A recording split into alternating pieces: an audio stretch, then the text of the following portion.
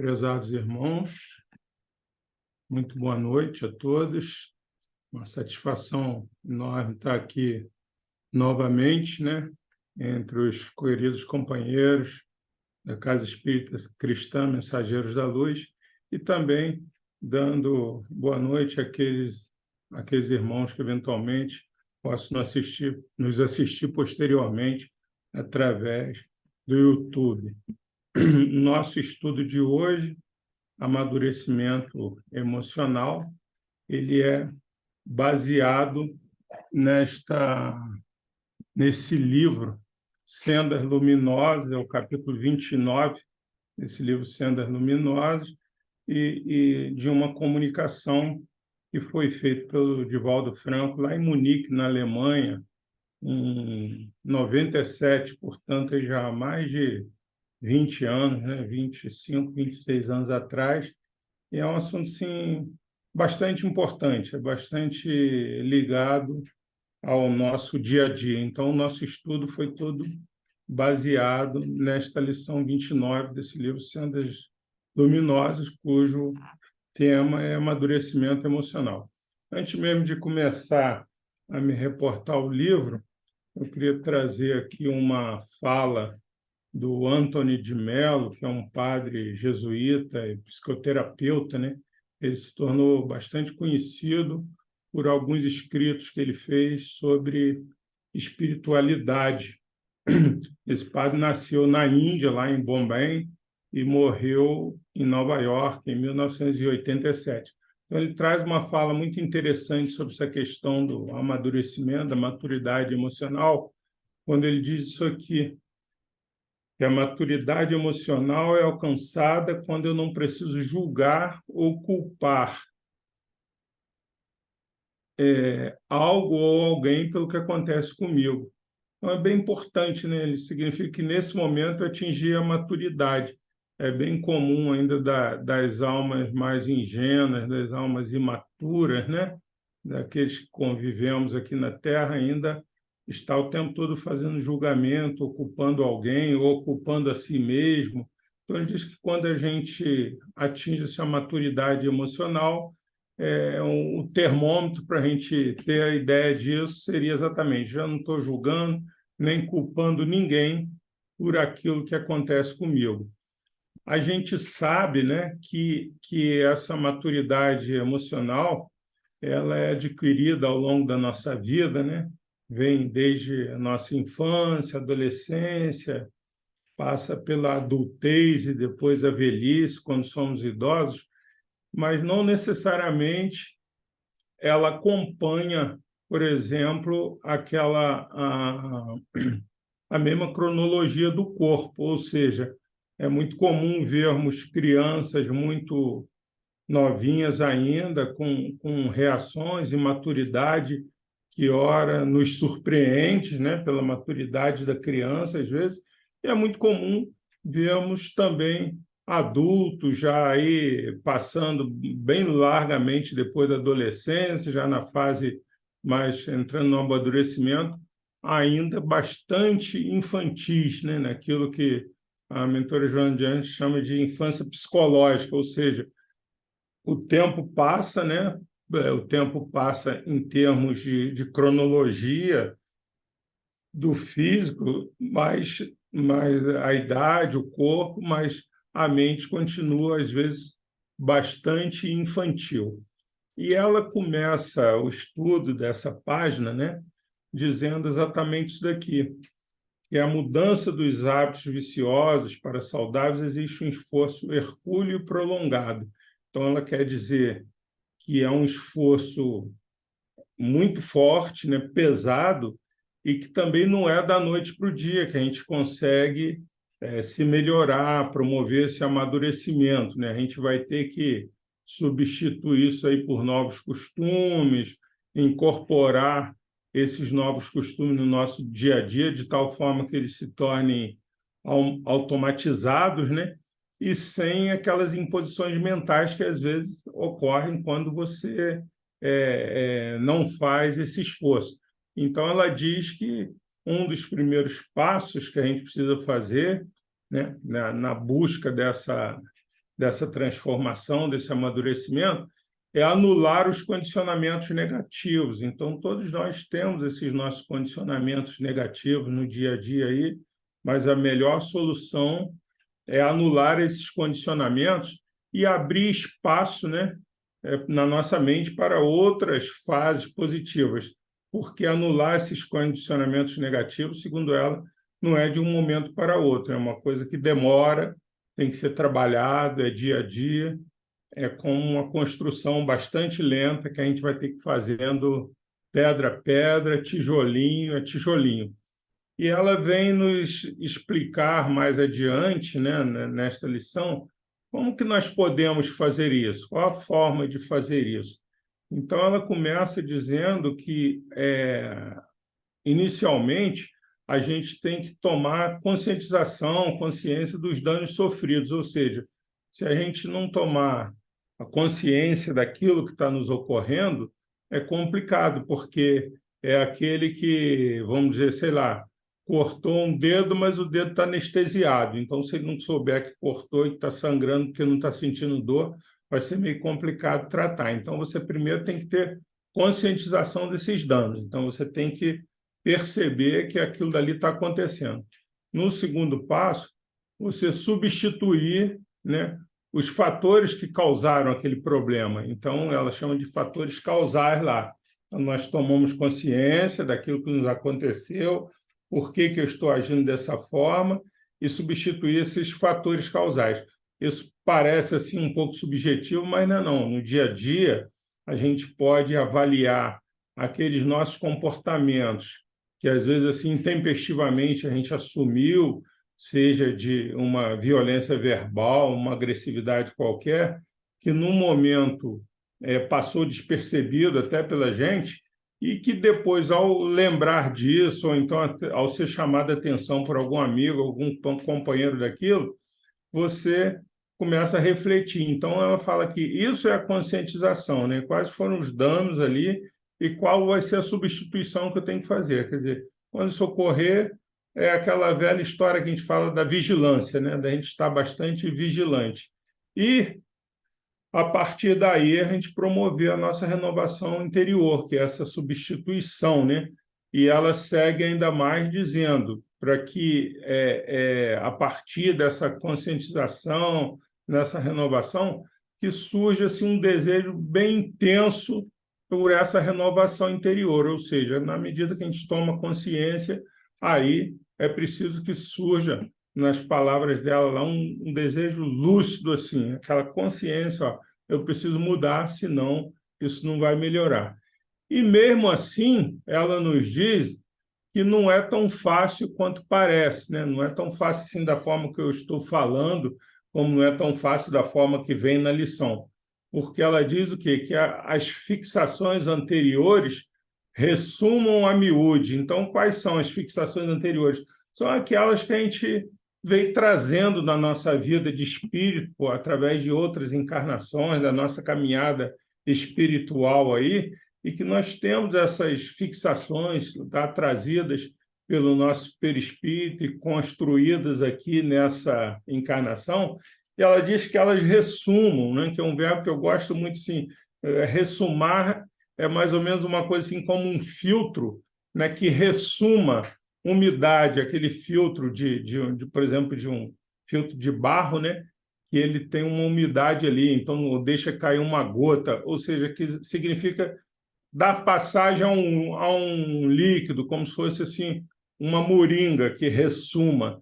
Então, ela fala, como aquilo está ali dentro da gente, essas fixações, vez por outra, elas ressumam, né?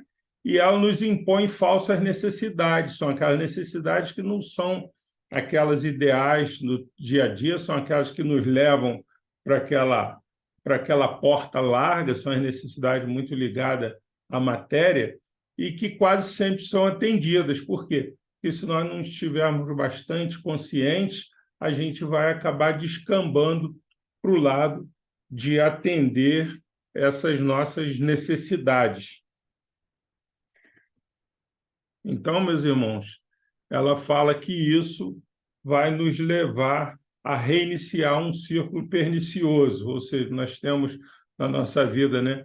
O círculo virtuoso e o círculo vicioso ou pernicioso.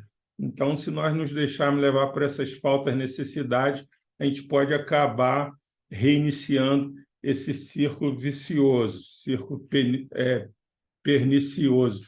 E eu aproveito essa fala dela aqui para fazer uma ilustração de uma coisa assim, o pessoal que gosta muito da área das ciências exatas, hoje em dia a gente nem chama mais de informática, chama de TI, né? Mas, de qualquer maneira, está ligado aos programas que rodam por trás dos sistemas, onde existe dentro desses programas um comando baseado no verbo fazer do inglês lá, né? Que é um comando chamado do while. Enquanto eu faço uma coisa, né? O resultado vai acontecer de uma mesma forma. Então, esse comando do while é um comando de controle num fluxo de programação que permite que um bloco de instruções seja executado repetidamente enquanto uma determinada condição permanecer verdadeira. Então, quando você não muda, vai acontecendo sempre a mesma coisa, né? Esse tipo de estrutura de programação é chamado também de loop ou repetição. Ou seja, se você não muda, o resultado vai acontecendo sempre da mesma forma. E ela fala isso aqui no próximo trecho lá da sua lição, que ela diz o seguinte, né? Eu botei até essa fala dela dentro desse comando do while and do aqui, que ela fala o seguinte, olha, enquanto não se desperta para a valorização da saúde, né? Ela fala assim, da saúde em todos os seus aspectos, mas particularmente do aspecto de natureza moral. Então, enquanto a gente não despertar para valorizar a saúde, particularmente nesse aspecto moral, ela vem nos dizer que a consciência da responsabilidade com a vida permanece bloqueada. Ou seja, olha que interessante, né? É um comando do while lá, que é, enquanto a gente não muda uma coisa, o resultado vai continuar acontecendo de uma mesma forma. Então, enquanto a gente não desperta para a valorização, principalmente da nossa saúde, no aspecto de natureza moral, a consciência de responsabilidade com a vida permanece bloqueada, o que dificulta a alteração de conduta. Ou seja, se nós não mudamos, né, não valorizamos a saúde, não atentamos para esse nosso aspecto de natureza moral, então a consciência vai permanecer bloqueada e essa alteração de conduta, de comportamento, vai ser muito difícil. A Joana de Anjos nos lembra, nesse livro, que o ser consciente, né, que o ser consciente não se julga nem se justifica, não se acusa nem se culpa, apenas descobre-se. Então, quando ela fala daquela questão da consciência permanecer bloqueada, é porque nós precisamos caminhar para esse estágio de ser consciente, para nós possamos ter consciência daquilo que está ocorrendo com a gente, para não se culpar, não se acusar, não se julgar, nem ficar se justificando, mas apenas se descobrir, né? Mergulhar para dentro, mergulho interior. Eu estou aproveitando aqui os nossos estudos dos últimos dias aí, desse livro do Espírito Dias da Cruz, através da psicografia de Andrei Moreira, Alto Amor e Outras Potências da Alma, que ele vai nos trazer alguns ensinamentos sim, muito importantes nessa área, né? Particularmente no episódio que trata da morte de Lázaro, da morte, vamos dizer, entre aspas, porque ele estava num processo de catalepsia.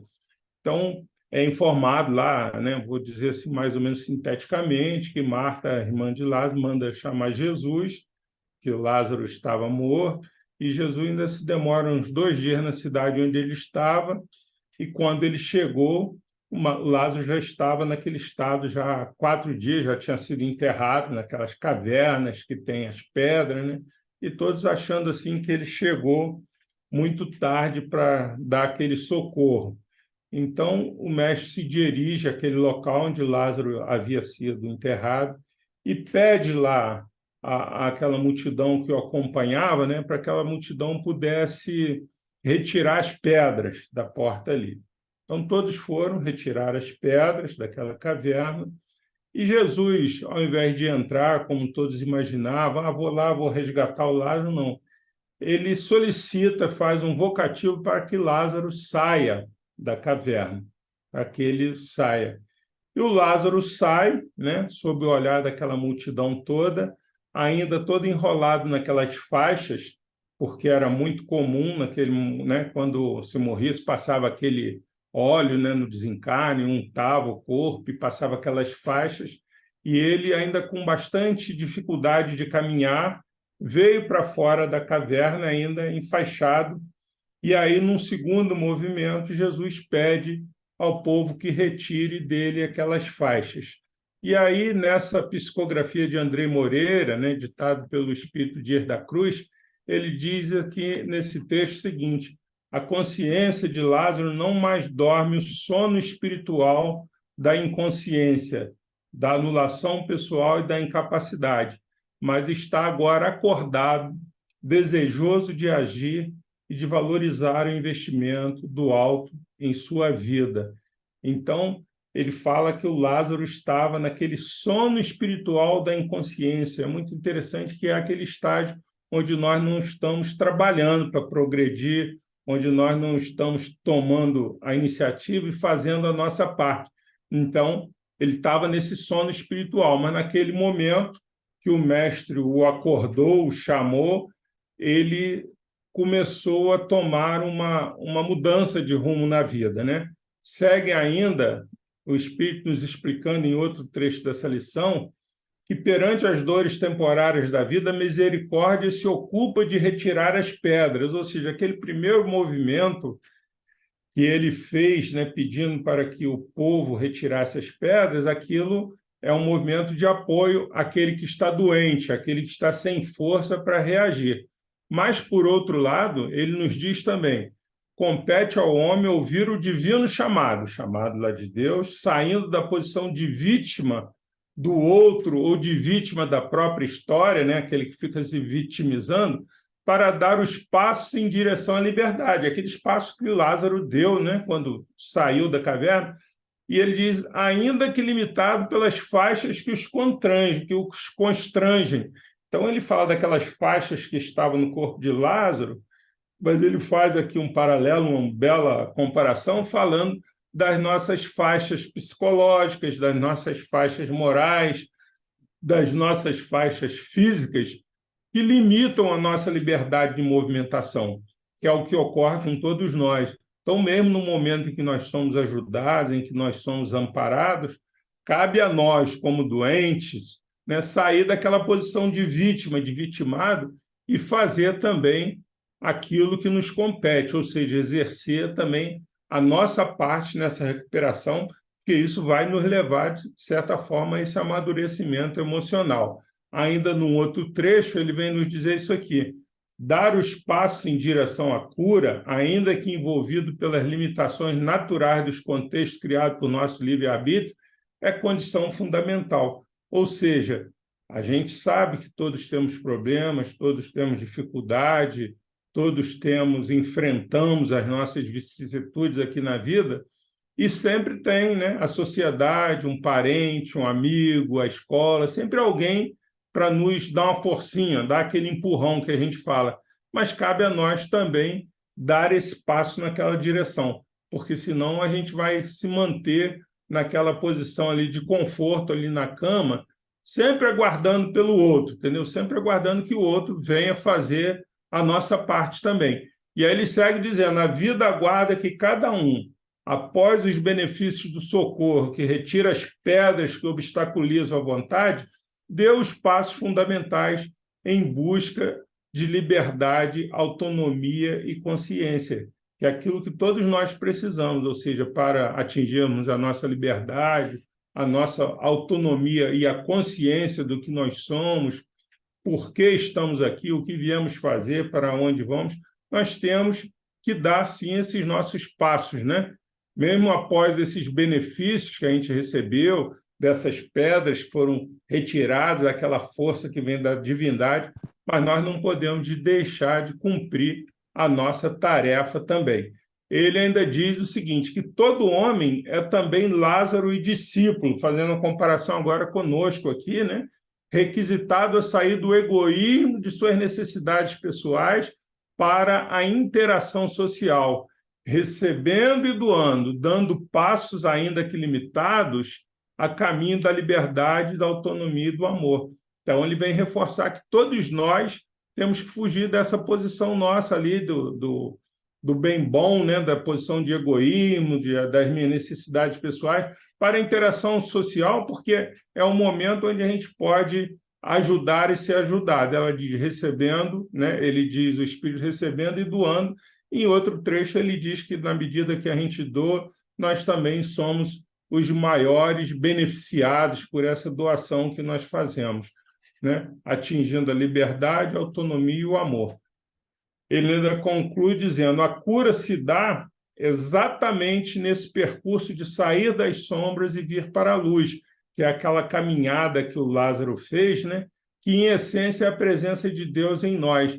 Então, ele fala que nós, às vezes, fazendo um paralelo lá com aquela caverna de Platão, que, vez ou outra, o nosso amigo Mário aqui nos relata, né? Aquela caverna de Platão, ela diz de espíritos, pessoas que viviam sempre ali com a visão das sombras na caverna, sem nunca terem visto a luz do lado de fora, e achavam que aquela vida dentro da caverna era a vida real, que aquelas sombras eram o que de fato existia, quando não era, e somente quando saíram da caverna é que foram perceber que aquilo era somente o reflexo. Então, é o que muitas vezes a gente faz quando a gente não se encaminha para essa nossa autonomia, para essa nossa consciência. Vou trazer aqui rapidamente um caso que é citado por Andrei Moreira nesse livro também, que é o caso de Décima Vez, que é muito interessante, no capítulo 19 lá do livro Missionários da Luz, né, quando ele fala de um caso de uma pessoa, né, que ele foi analisado pelo benfeitor Anicleto, estava com um desequilíbrio muito grande no fígado e no baço. E aí isso é chamado de caso de décima vez, exatamente porque os espíritos, isso se trata aí de um tratamento feito no mundo espiritual com um encarnado, aquele encarnado que provavelmente num dado momento procurou alguma casa espírita para cuidar desse problema dele. E ele foi socorrido por 10 vezes. Olha só o que o Aniqueto fala. Lastimável, exclamou o chefe do auxílio, depois de longa perquisição.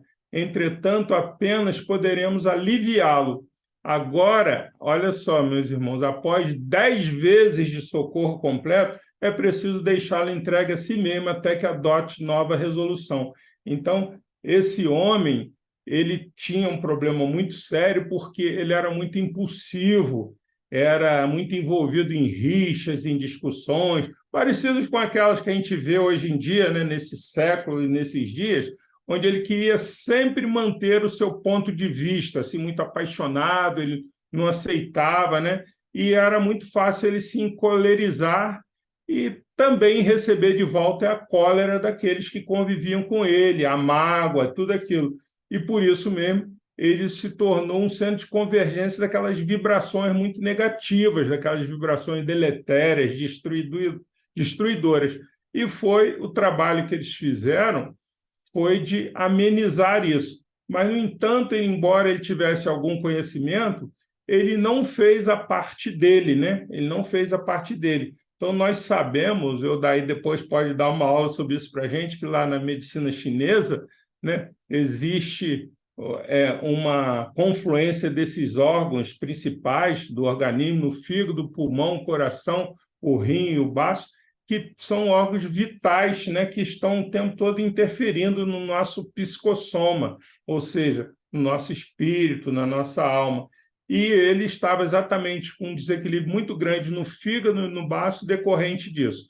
Então, seguindo lá, o Anicleto disse que eles poderiam, olha, oferecer-lhe melhoras, mas que não deviam alejar a carga de forças destruidoras que o nosso rebelde amigo acumulou para si mesmo.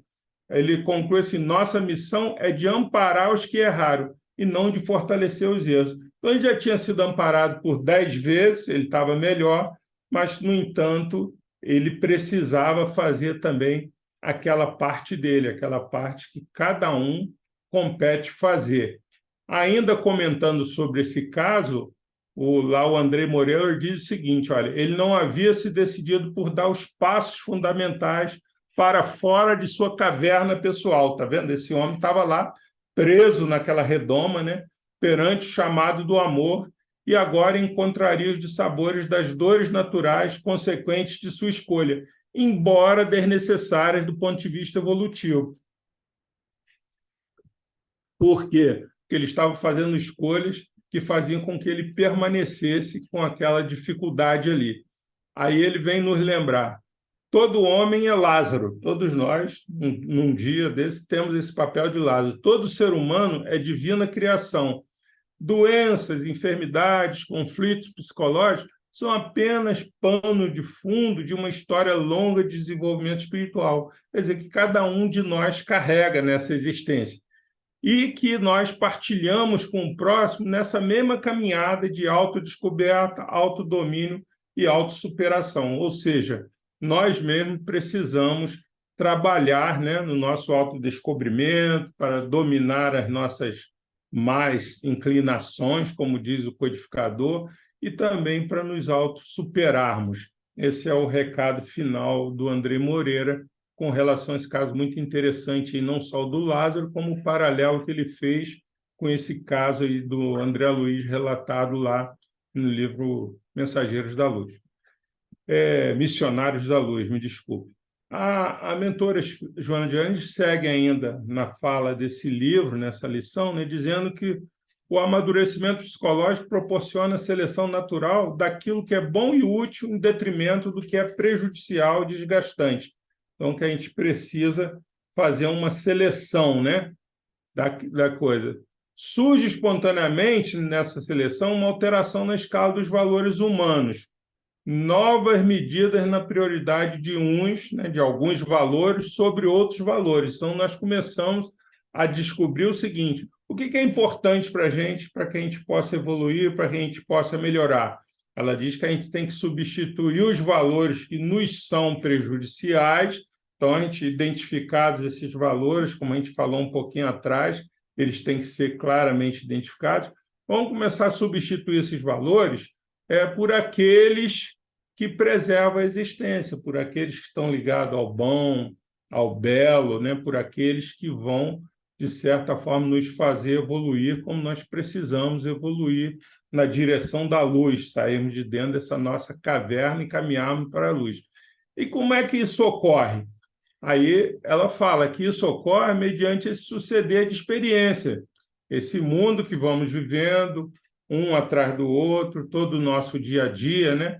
Através também do estudo ético e da aquisição do conhecimento em torno do ser real, é muito importante, porque se nós ficarmos só mergulhados com um bico na terra como o tamanduá, sem entendermos, dificilmente nós vamos conseguir essa evolução, e também pela descoberta do significado e dos objetivos do si, quer dizer, do self, daquele que nos liga a Deus, sobre o ego, que é transitório e devorador. Então, é muito importante essa parte aqui. Eu vou dar só uma ilustrada rapidamente nesses conceitos, né, que ela vem falar do self, que na linguagem de Jung, depois mais elaborada por Joana de Anjos, ela vem dizer que é aquilo que nos liga à divindade, ao Deus, e o ego, que é aquele que é transitório e devorador, aquele que é lá o eu mesmo, aquele que só serve como uma máscara para o nosso dia a dia, que não é o mais importante, embora também não seja, né, ele tem a sua utilidade, mas ele não é aquele que comanda, é aquele funcionário que está lá. Tem uns autores que dizem que ele é o porteiro do edifício, vê tudo que passa ali o dia a dia, mas ele não manda no edifício. Então, o edifício, quem manda é Deus. Aí eu trouxe essa página aqui, essa fala aqui, que está nessa página muito interessante, Tormento do Egoísmo, foi psicografada também em 2010, lá em Moscou, pelo Divaldo Franco.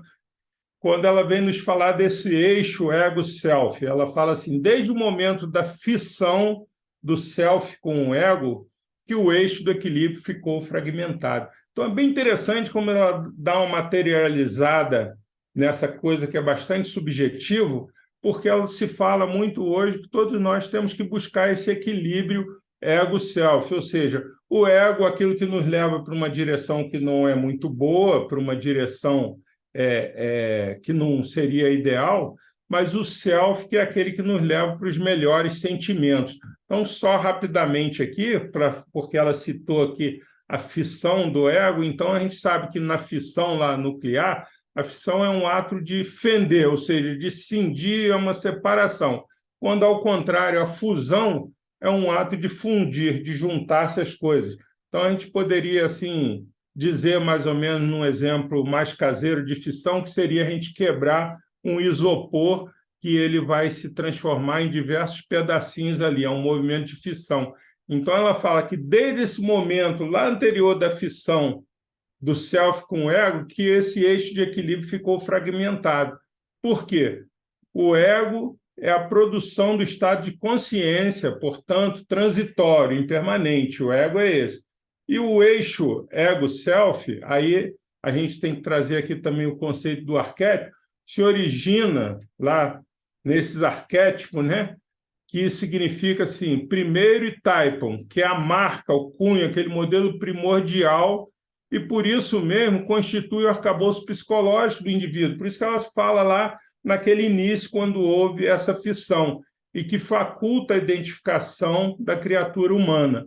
O eixo, ainda falando sobre o eixo ego-self, ela diz que o self não é apenas um arquétipo, aptidão, mas ele é um espírito com as experiências iniciais e profundas de processos anteriores, nos quais ele desenvolveu os sinais do Deus interno, aquele Deus que vige na gente, né, face à sua procedência divina desde a sua criação, porque sabemos que todos nós viemos, né, somos criaturas, né, de Deus. E aí, concluindo, ela falou, o esforço de crescimento intelecto-moral do ser humano deve ser o resultado da perfeita identificação desses dois arquétipos, o self e o ego, com a sua consequente fusão. Aí agora sim, ela falou daquela fissão inicial, onde eles se desestruturaram, mas ela disse que a gente tem que fazer uma fusão harmônica e proporcional ao equilíbrio emocional, ou seja, não temos que condenar também o ego, dizer que ele não presta, mas a gente tem que fazer essa fusão harmônica, juntar o nosso eu estou aqui, eu vivo, eu trabalho, eu estudo, eu dou aula, eu tenho o meu dia a dia, esse é o meu ego, mas eu também tenho o meu self, que é aquela parte, né, ligada a Deus, e eu preciso equilibrar essas duas coisas aí para que tudo funcione da forma que deveria funcionar.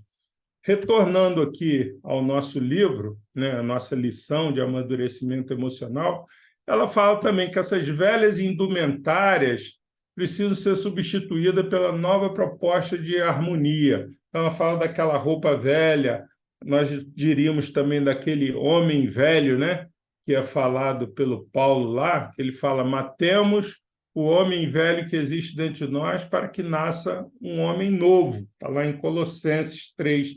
Ou seja, nós precisamos nos livrar dessa roupa velha, dessas coisas ruins, sacudir essa poeira e para que haja espaço para esse homem novo dentro de nós, né? A mesma coisa se fala muito das emoções, dos sentimentos. Nós temos que cultivar os sentimentos bons para que gradativamente a gente vá expulsando, né, os sentimentos ruins de dentro de nós e abrindo espaços para esses bons sentimentos.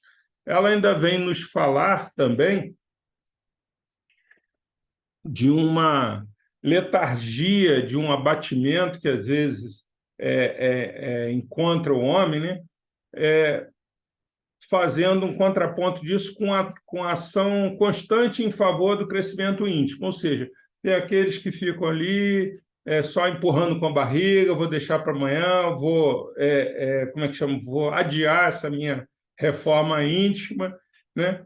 E quando a gente precisa ter uma ação continuada, uma ação constante em favor do crescimento único, para que a gente não permaneça, eu já até citei anteriormente, nessa infância psicológica, para que a gente não vá crescendo, mas a nossa mente, os nossos comportamentos, todo o nosso proceder fique ainda na infância psicológica. E como é que a gente pode dar uma melhorada nisso? Né? Através do direcionamento da nossa vontade. Lá nessa questão 909 do Livro dos Espíritos, o Kardec perguntaria, né, como que a gente poderia nos livrar, o homem das suas más inclinações.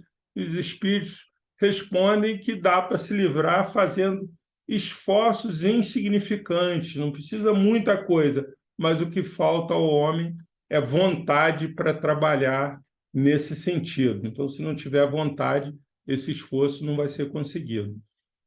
A Joana segue ainda dizendo isso, que o vício, na sua trajetória danosa, termina por consumir a vítima que o aceita como direcionador do seu destino. Então, aquele que concordou, né, e que sentou na curva e ficou lá, ele realmente vai seguir só naquela direção do vício, porque aí ele vai ser consumido diretamente.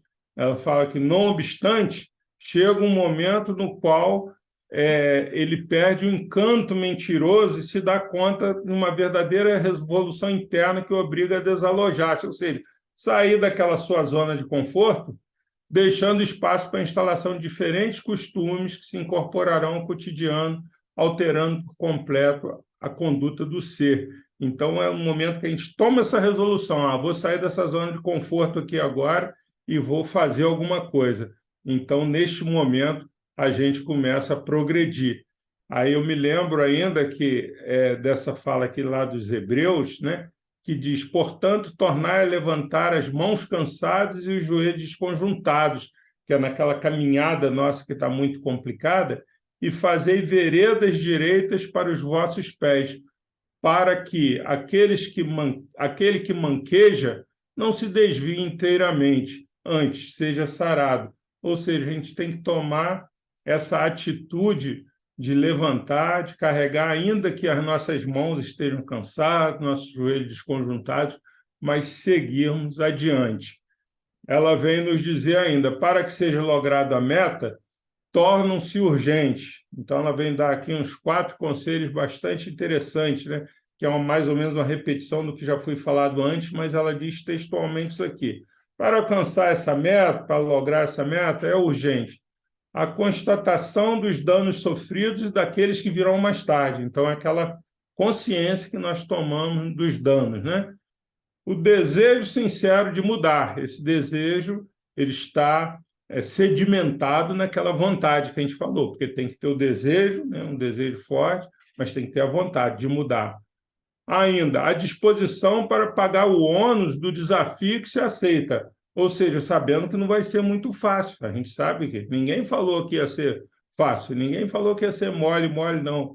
A coisa é assim mesmo e é para todo mundo. Então, a gente tem que ter disposição para pagar esse ônus desse desafio, né? E ainda a perseverança na ação iniciada, ou seja, nós não podemos, logo lá no primeiro passinho, desistirmos e dizer, não dá para mim, está muito difícil, eu queria mudar. É mais ou menos como aquela pessoa que tenta se libertar de um vício, né? Que um vício qualquer, vamos dizer, um vício desses ligados, aí pode ser de tabagismo, de alcoolismo, para não entrar em outras coisas mais complicadas, mas que não vai ser de um dia da noite para o dia. Tem que ter esse desejo de mudar, a disposição para pagar esse ônus, porque você vai ser, às vezes, até criticado por essa mudança que você está empreendendo na sua vida, e tem que ter perseverança, ou seja, comecei, tem que continuar, tem que perseverar por esse caminho aí, não posso jogar a toalha logo no primeiro tombo, não. E ela fala que mesmo quando ocorre alguma recidiva, eu estou aqui no meio de no meu ponto de vista aqui fisiológico, que é uma recaída do doente, né? Em razão da fragilidade do caráter ainda não forjado na resistência que precisa ser mantido, deve-se recomeçar. Então, a recidiva não é motivo para a gente desistir e jogar tudo para o alto, não. Deve-se recomeçar sem qualquer conflito, permitindo-se o direito de tombar, mas impondo-se o compromisso, eu ainda diria, o dever de prosseguir sem desfalecimento. Então, essa recidiva, ela faz parte da vida, das vicissitudes, né? Vai acontecer com todos nós. Às vezes a fragilidade é do caráter, às vezes é dos comportamentos. Quando está ligado ao corpo, é da repetição de um hábito ruim, de um hábito errado. Mas ela diz que, mesmo assim, nós não temos que ter medo e não deixarmos que isso nos afete assim, e nos conflite, sem qualquer conflito. Continuar, né, impondo o compromisso de prosseguir sem desfalecimento. Ela nos lembra ainda que a conquista dos valores morais, eu chamaria atenção para esse termo aqui, é árdua. Os valores morais não são muito fáceis de conquistar, ao contrário dos outros valores materiais, que às vezes são difíceis, mas são mais fáceis que a moral. Enquanto que as condições viciosas já se encontram íncitas no comportamento, ou seja, aquilo que já trouxemos lá nos nossos arquétipos, em razão de sua ancestralidade em experiências anteriores por onde o espírito transitou. Então, é difícil, sim, mudar e conquistar esses valores morais, porque o único que conquistou isso, e que nós temos um grande exemplo na Terra, foi o Cristo, né?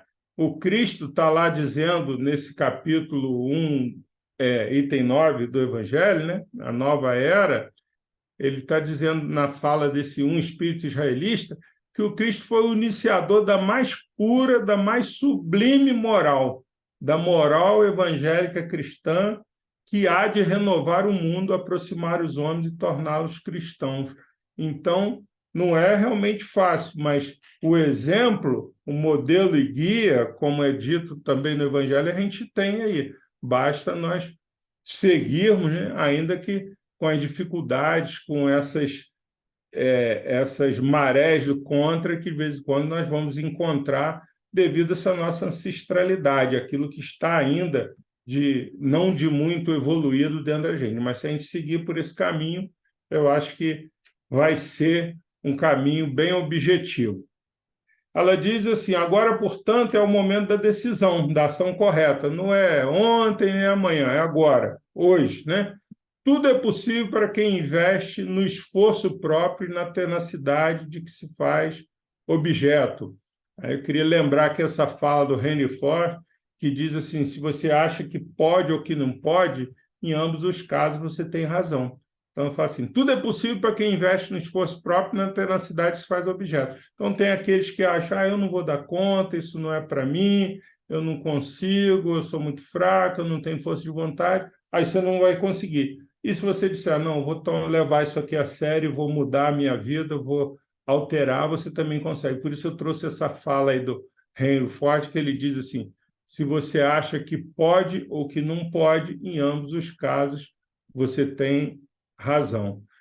Ela vem nos dizer ainda, quanto seja postergado, quanto a gente empurrar aqui com a barriga nessa área, cada vez se apresentará mais desafiador, crescendo em importância negativa que avança até a consumpção da sua vítima. E a consumpção é aquele progressivo definhamento do organismo por doença, ou seja, né, a consumpção que vai derrubando, vai derrubando. Então, se você vai postergando, é como uma inflamação no organismo, que vai sempre piorando, só vai piorar se você não resolver cuidar, né? Você precisa cuidar. E, no final, ela nos traz aqui sempre, a Joana costuma trazer no final das suas mensagens, algumas receitinhas, né? E eu vou trazer para vocês aqui de graça essas receitas que ela traz para o nosso amadurecimento emocional, que ela diz assim, ó, já concluindo a sua lição. É inevitável o progresso que constitui lei da vida. Ninguém existe que esteja condenado à retaguarda. Entretanto, não há privilégio para criatura alguma. Olha que sabedoria, né? Não existe ninguém que está condenado, eu tenho que sofrer, é da vida, sou infeliz mesmo.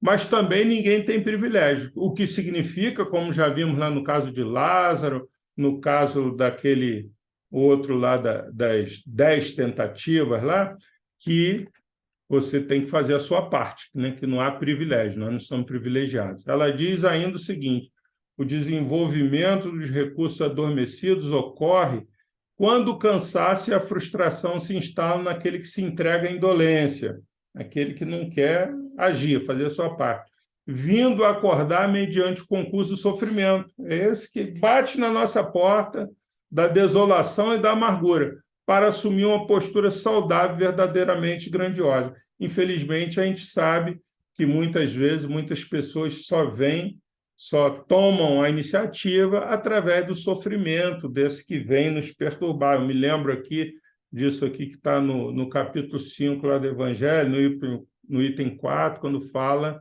né, das causas das aflições, das causas atuais, das causas anteriores, mas também tão importante quanto isso, lá no capítulo 27, no item 12, ele diz assim, que se a gente pudesse dividir, né, esses males da nossa vida, se a gente pudesse dividir para contabilizar assim, né, entre aqueles males que o homem não pode evitar de jeito nenhum, né, e aquelas atribulações de que ele mesmo deu causa através da sua incúria, por causa dos seus excessos, a gente ia ver que essa segunda parte, que a culpa é do próprio homem, que ela excede de muito a primeira, ou seja, a maioria daquilo que nos ocorre, com certeza, foi gerado por nós mesmos. E, para concluir, a Joana vem nos dizer isso aqui: a fatalidade da vida apresenta a plenitude como etapa final, mas a livre opção é a companheira do indivíduo que a deve eleger, estabelecendo quando e como a alcançará. Vamos traduzir aqui para o espiritês, né? A livre opção, o livre-arbítrio é nosso.